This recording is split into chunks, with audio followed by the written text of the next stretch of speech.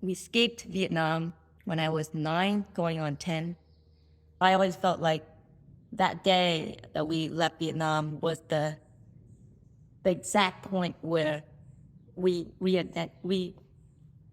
redefine who we are. There was a point where I started having this dichotomy of identity or double perspectives of who I am.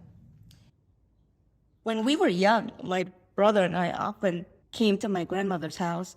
When my parents were working, we often go there the weekends. And the weekend in Vietnam is actually only one day because we had 6 days of school.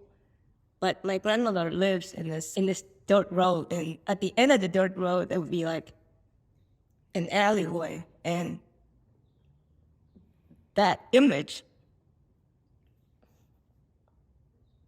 I don't know why it made me so emotional talking about it, because there's nothing painful. It was a happy time in my childhood. But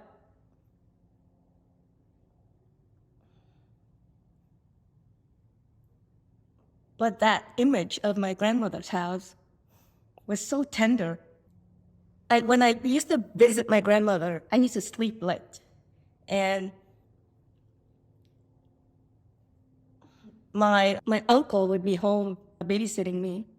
And my grandmother would go to the outdoor market, and she would take the shortcut from the back alleyway. And because I woke up late, I tend to wait for her to get home. And I could always recognize her steps. When you walk through the alleyway, you can hear this echo in the back. And that sound stayed with me for so long. So that memory is very special to me. In terms of the escape, I have many happy memories of the escape. Having read my father's book, I know that when we as kids are going through this journey, we're not aware of all the danger or all the uncertainty that adults have to consider or it's going through. I saw it as a happy memory. I knew that something had been lost, but I didn't know what was lost. When we were in the refugee camp, everything seemed like an adventure to me, so I didn't see it as like any kind of hardship at all. One special memory that stuck out to me in the refugee camp was when we were in Guam, and we were staying in these barracks, and my mother helped out by working in these Quonset huts to pass out milk to mothers and babies and so on. And she befriended an American soldier. I think he was a private. His name was James Carey. And I felt like I had a special relationship with the soldier.